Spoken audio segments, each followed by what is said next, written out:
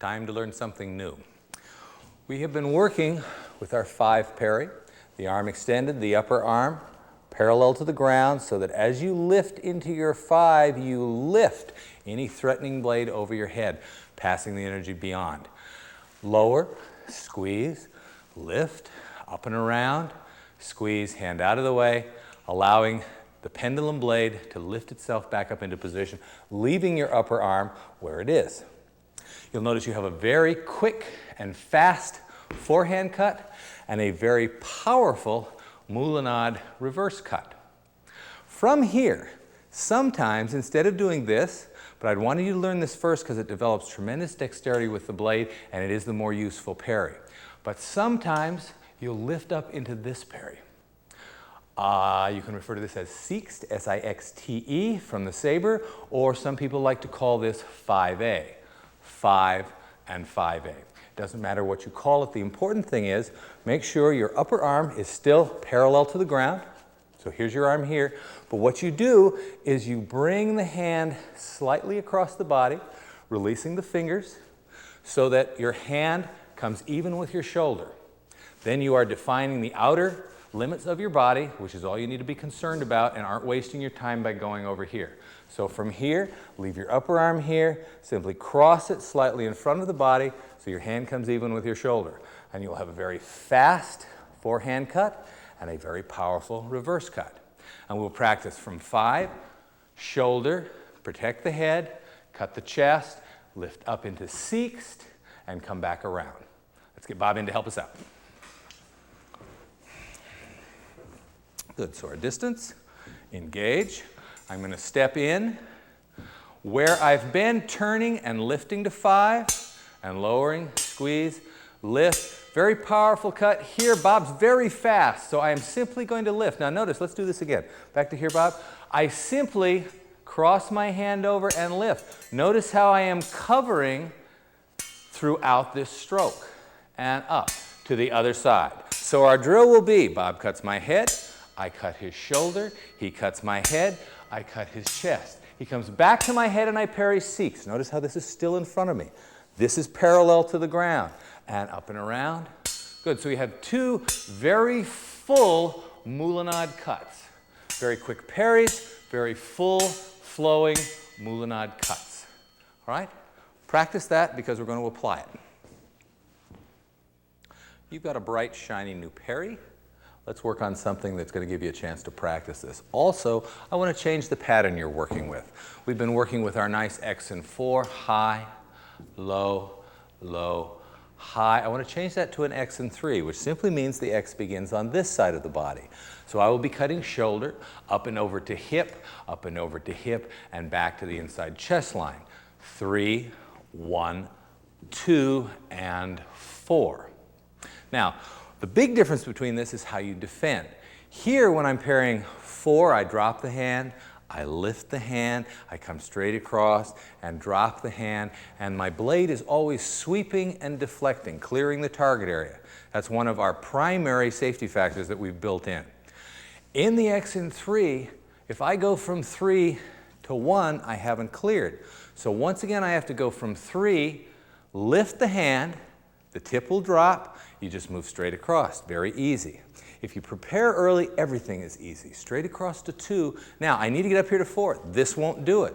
So again, I come out here to 45 degrees and drop the hand and move straight across. Now, this is important. Don't be in such a hurry to get over here that you start cutting through your partner. Watch the tip. Our tip is always above our partner's face. That's why our en garde is I drop the hand, which lifts the tip. Another safety factor. Same thing here. When I'm in 3 and I go to 1, you're already in a 45-degree angle. Leave it out here until you've lifted the hand and prepared the blade. Now all you have to do is bend the arm. So it's safer and it's more efficient. Don't come across your partner's face. So 3, lift the hand at 45 degrees. Then move straight across, stop when your arm points at your partner. Straight back to 2. Remember to make sure that the hand is outside, the tip is outside the leg you're trying to protect. Good. Now to parry 4, again, don't come across your partner. Don't angle this tip and cut across their face. Instead, while you're out here at 45 degrees, drop the hand. If you drop the hand, the tip will automatically raise. It's above your partner's face by the time you clear the line. All right? Keep that in mind. And we'll do our head-head transition, which I will cut his head, he'll parry Sikh's, he will cut my head, and then I'm all set to cut for that X and 3. Let's get Bob in here and put this to work. Okay, now, first start with perfect cuts, perfect parries, perfect distance. So you're not going to move except your initial step to come into range. On guard. So I step, and I'm just going to practice my cuts. 3, up and around to 1, straight across to 2, and up and around to 4, always retracting my tip. Bob comes across, I simply lift, keeping this up so that the energy is deflected over my head. I come back to his, making sure I drop my hand first to straighten my arm and squeeze, and then Bob comes to me. 3, do this over here at 45 degrees. Straight across, drop the hand while the tip is still outside, then move straight across. And head, and head, this time with movement. So when you've got that, make sure you're confident about your cuts and your parries. Make them as perfect as possible because now you're going to move and you can't worry about that now. Remember, we're trying to imprint muscle memory, which means you want to have a perfect pattern in your body so that your body knows it and your head doesn't have to think about it. You just go and protect the target, right? So slow down. You have to develop this. It takes 10 perfect ones to erase a sloppy one. So don't ever just kind of throw the sword around. Make each one perfect now while you're working slow and you're relaxed and you're comfortable. So then when you speed up, your technique's going to be there. Your safety network is going to be there. All right, distance, simple advance. So I will step into distance here. Good. And from here we'll maintain distance. One advance at a time. It's Bob's turn. Bob comes to me.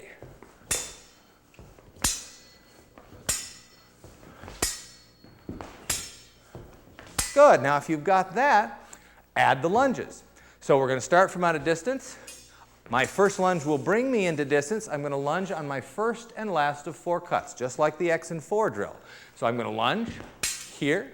I'm going to recover. Bob is going to maintain distance. I advance. Later on it can become a balestra. And here. Bob lunges. I lunge.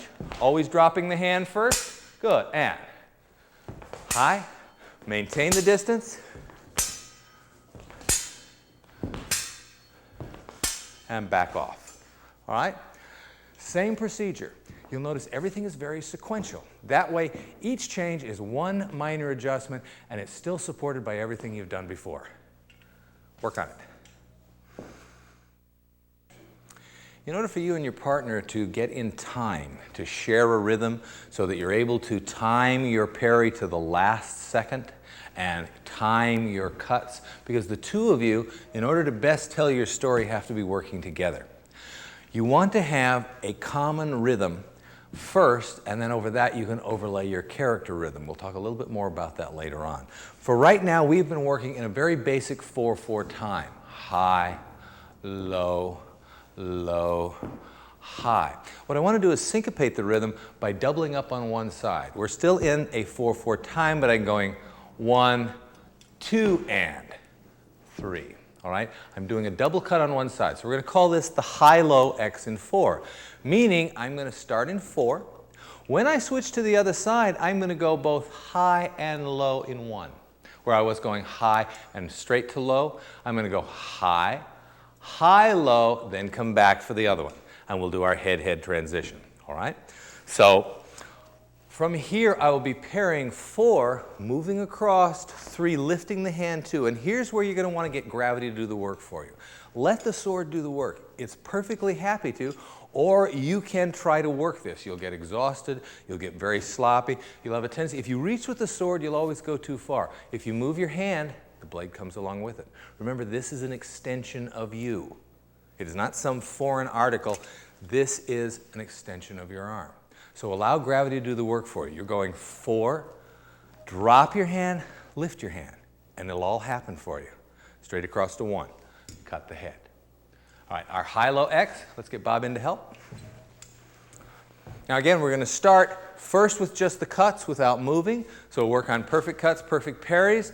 I will step into perfect distance, so I will go 4, 3, 2, 2, and I like to lower my body just a little bit to accent that. 1, good, Bob comes to me. 5, I go to him, there's our head-head transition, and then Bob cuts. High-low, X and 4. High-low, low, I cut his head, he cuts mine. When you have that and you're comfortable with it, and it's going to take a little adjustment mentally, slow down, take it easy. Again, it's very important, we're already in range, it's very important that you minimalize this. From here to here isn't a lot of work. Don't make it so. Straight across, he comes to me, I go to him, and once again here, 45 degrees, 4. All I have to do is move my hand straight across and then just lift my hand. The blade will fall into place. Straight across and extend, and here. When you've got that and you've kept your movement minimal, then add simple feet, advance and retreat. So from here, en garde, I will step in, and from here I'm going to go 2 quick advances. 1 advance, 1 retreat, and back. Bob will do the same. High, 2 quick advances, and back, and so on.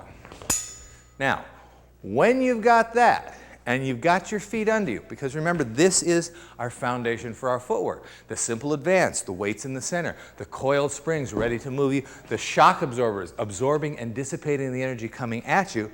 When you've got that, let's add some of that good footwork we were just working on. So what we're going to do, start out of range, and I'm going to step in with an advance. Advance. Now I'm going to do a pass forward. And I'm going to touch the foot on each of these.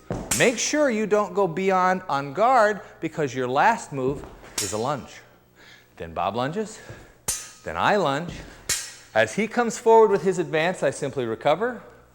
Boom. Now when he passes forward, I pass back. We're both poised. We're both ready. Our distance is perfect. So when he lunges, boom, I come back.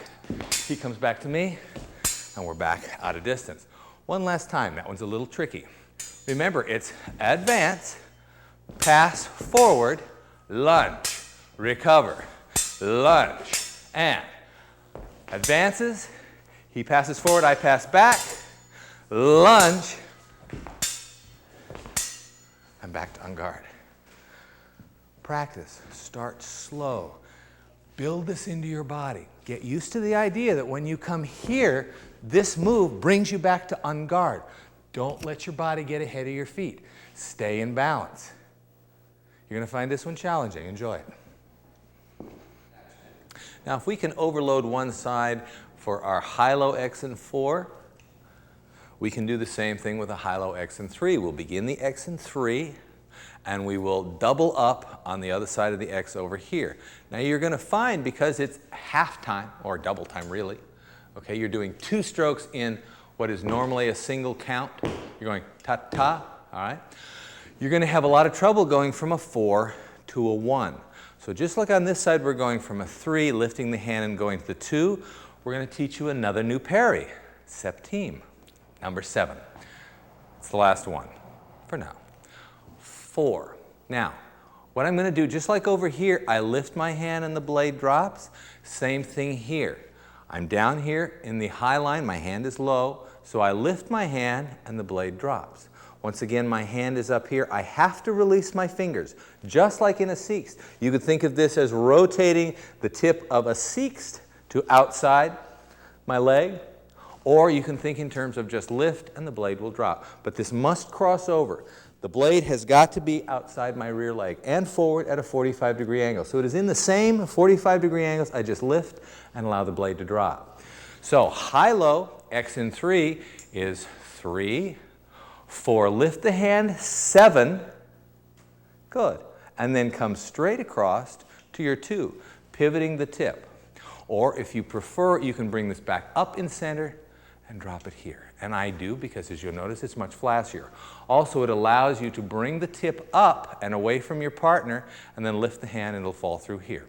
So we're going to go 3, 4, lift the hand, keep the hand lifted, and just allow the tip to lift and move the arm over 45 degrees. There's going to be your 2 with our head-head transition, working our sixth again. This is starting to get complicated, but not really. You really only have one change, and that is the septime. The same principles we were working with is drop the hand for the high line, lift the hand for the low line. Same thing over here. Drop the hand for the 4, lift the hand for the 7.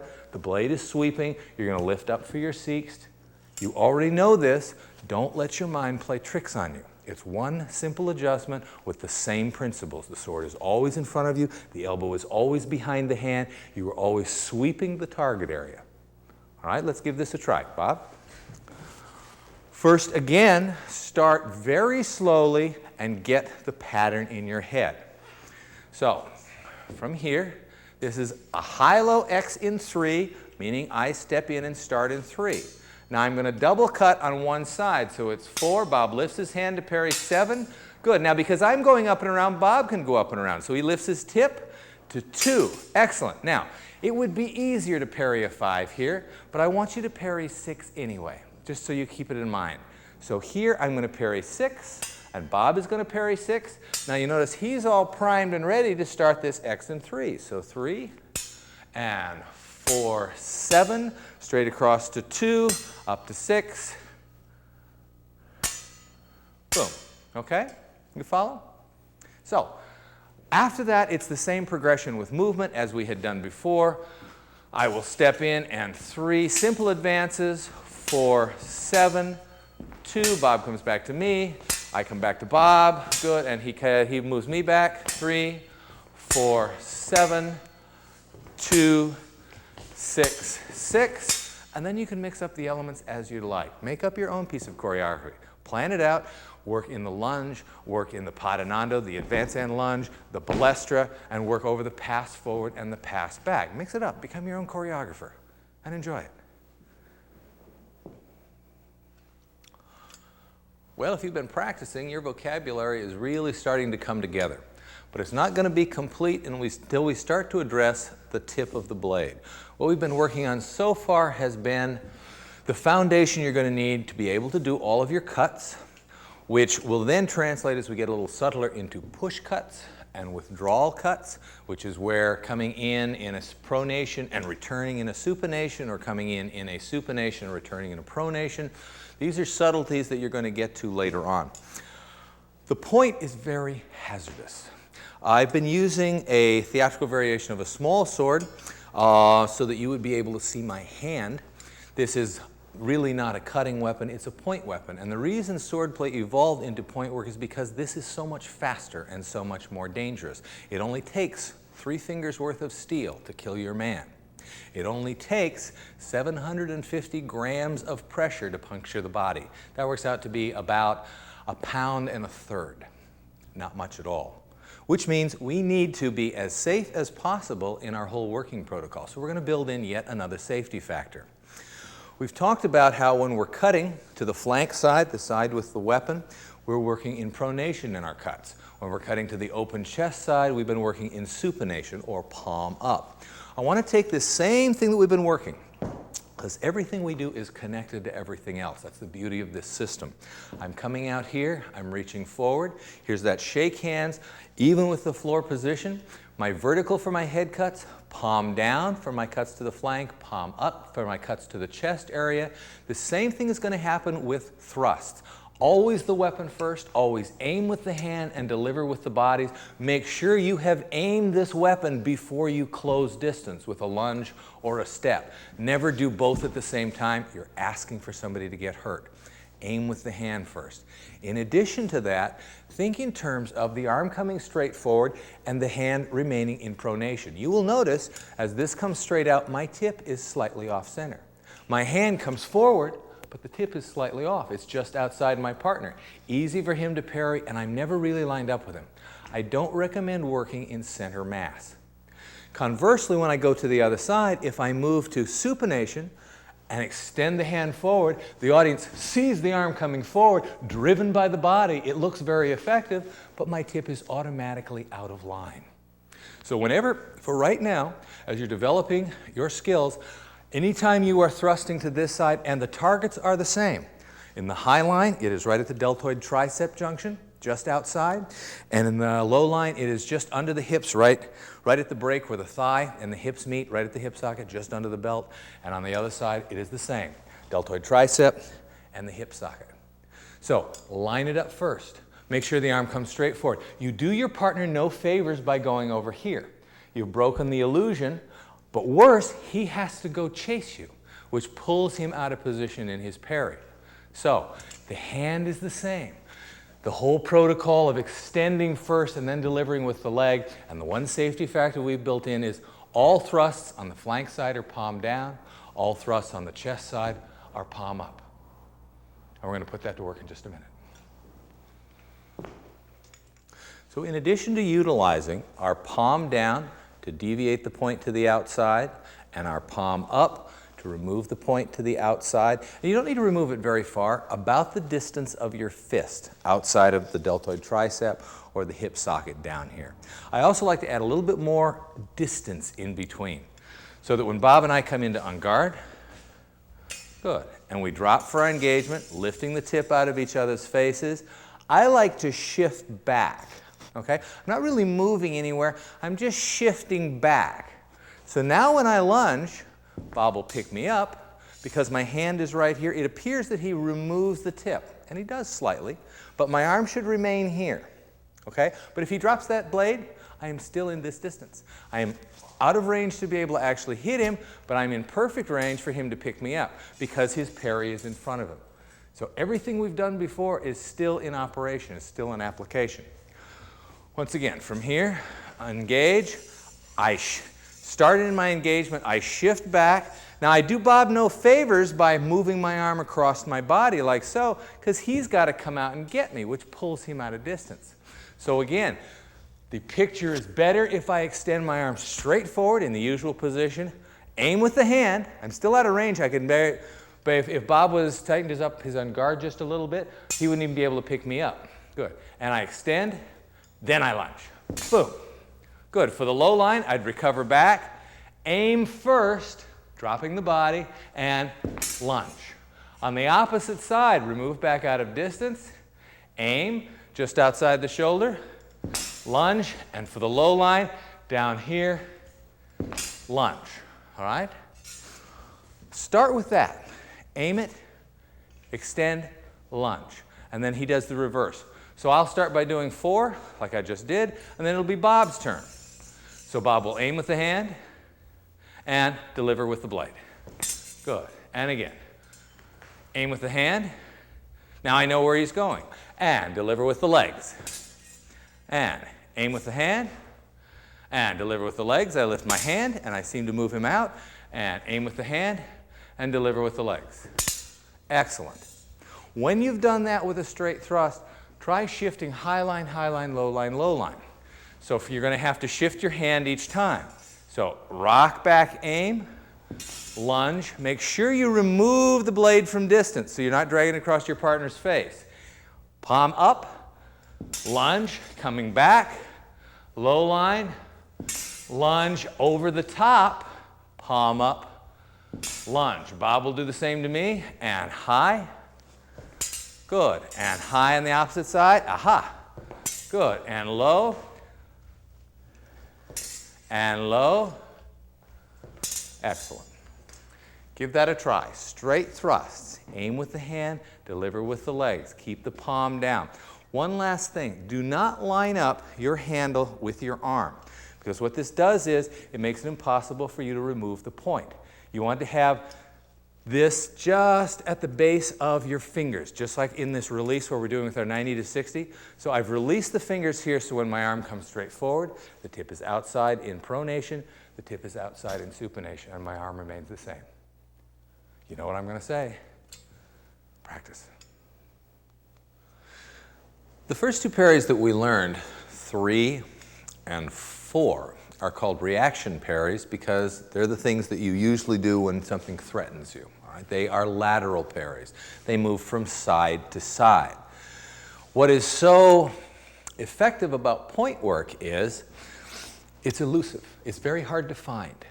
So when I extend out and offer this and throw what's called a feint. Now what a feint is, it's a good scare. I'm trying to convince my opponent, in this case my partner, but my opponent that I am really attacking so he will commit to a parry. When he commits to that parry, I avoid it by just allowing the tip of my blade to drop down, and when his parry goes by, I replace it in exactly the same place. So we haven't changed our safety factor. When I'm extended out here with my palm down and the tip outside his right shoulder, his forward shoulder, I offer this. As he parries, I drop the tip, his parry goes by, and I replace it. This is called a deception. Dropping underneath his blade is called a disengage. So I offer it, he goes for it, I disengage, replace the tip to exactly the same place, and then lunge. Same thing will happen in this line. Again, the tip is slightly off for our own safety. I extend in a feint, he goes for it, I let the tip drop. As the parry goes by, I replace it and lunge. Now, if I am deceiving his parry, he's going to have to do something about it. And he does what we call circular parries or counter parries. He starts, he goes for his 3, and he finds I'm not there, but instead of going back for a 4, because I can keep disengaging all day, he parries his 3, I'm not there, and his tip makes a circle and sweeps the target area. So the hand stays where it is and the tip circles. You just allow the blade to drop and then squeeze it in your hand. So you release and squeeze, and the tip makes a lovely little circle in the high line, or in this case, in the low line. But for right now, 3, circle 3, 4, circle 4. Circle 4 is the counter to the deception. Circle 3 is the counter to the disengage, the deception, which is why these are either called counter parries or circular parries. Let's apply them. Bob? Now, this is not easy. This is very subtle. You're working with distance and you're working with safety, and you must make sure that you have maintained the line, or the story gets very, very muddy. From here, here's my distance. Good. We'll start with a straight thrust. I will extend, and I will lunge. Good. Bob will pick it up. Bob will extend and lunge. Now, notice something, too. As he recovers back, he does as I extend now. He raises his tip, but he doesn't commit to the parry yet. But if you'll notice, he is already, my blade is outside of him. So even if it's impossible for me to hit him even if I wasn't deviating, because he's already covered this. He's already pushed me to the outside. That's just an additional safety factor. But for right now, once again, from our engagement, straight thrust, lunge, straight thrust, lunge, straight thrust, disengage, and lunge. Good, with a circular parry. And straight thrust, now watch. As I cross for it, he drops his tip and replaces it to exactly the same place. I open the door for him. As he lunges, I circle parry. Again, straight thrust, disengage, lunge, and lateral parry. As it goes by, circular parry. Start in 3. Get that first. Then begin over here.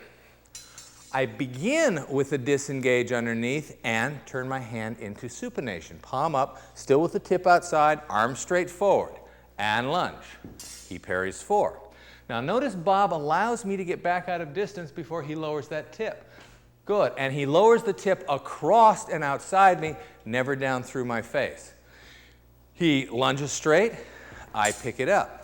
The next time through, I will offer this, he will go for it, I will disengage, then I will lunge. He will offer this, there's his feint, I go for it, he drops the tip, he replaces the tip in the same place, and lunge.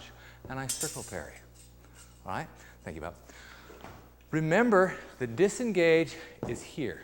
It's actually straight up and down, almost like you're doing an I. At most, it's a small, very tight V. Okay, over here. Extend the arm, drop, replace. Keep it small, keep it specific, slow down, relax. Investigate this, find it out, understand it. Make sure your blade is extended and aimed and offline before you close that distance. Try it. Now, if I can deceive his lateral parry, I can also deceive his circular parry. So, when I feint straight, I will deceive his lateral and I'll deceive his circular. All right, by doing that, what I'm doing is I'm dropping the tip to deceive the lateral and I follow his blade in the circular. So replace like in an I or a very small V. This is like a little circle, like I'm making a little O. All right, so what I'm going to do is distance. I'm going to extend and straight thrust, and Bob's going to straight thrust. Good, then I'm going to feint with a straight thrust, deceive, and then lunge. Good, I recover, Bob feints. Now you'll notice this puts us just slightly out of distance.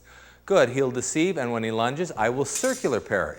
I will now deceive his 3, his circular 3, and lunge, and he'll pick me up with a second circular parry or counter parry.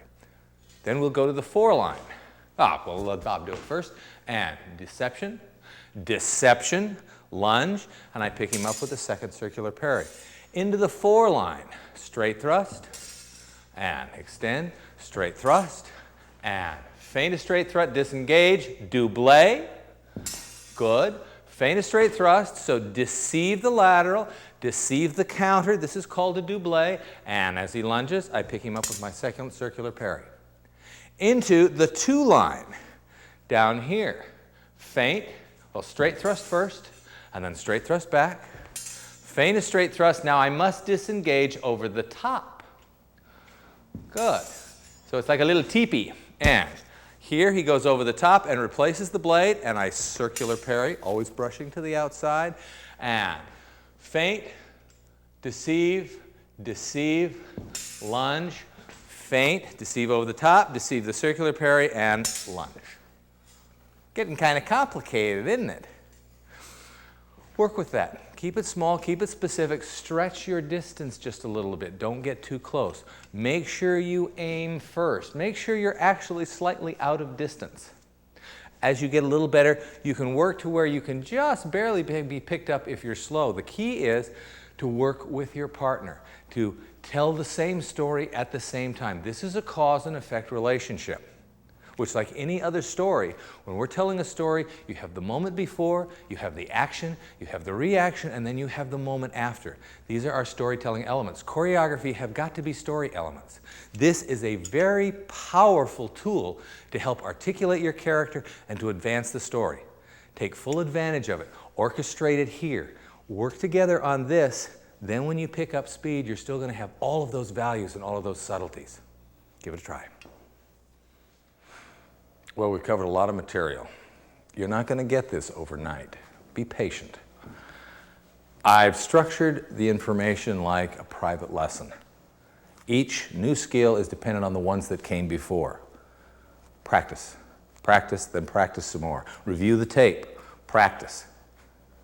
And you will have the skills to create safe and dynamic choreography. Our next video, we're going to explore the broadsword and the left-handed parrying dagger, as well as other companion weapons. We will look at creating dynamic and safe illusions for wounds and kills, as well as staging specifically for the camera. Look for it. As choreographers and performers, we are first and foremost storytellers. Flashy moves are very nice, but there's more to choreography than a lot of fancy, flashy moves. They've got to be specific to the character and the story. Everything you do must drive the story forward and articulate and define your character. The audience perceives what you show them based on the choices that you make. Einstein said, God is in the details. Well, this is where your artistry and your creativity will transform these skills into story elements. Have fun. Practice. Play safe.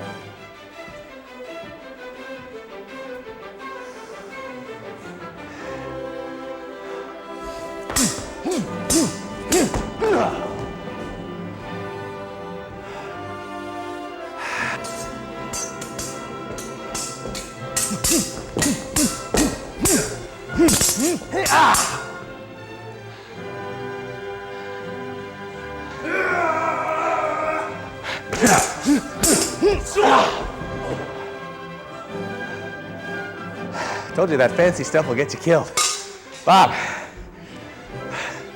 Bob Chapin. Thank you.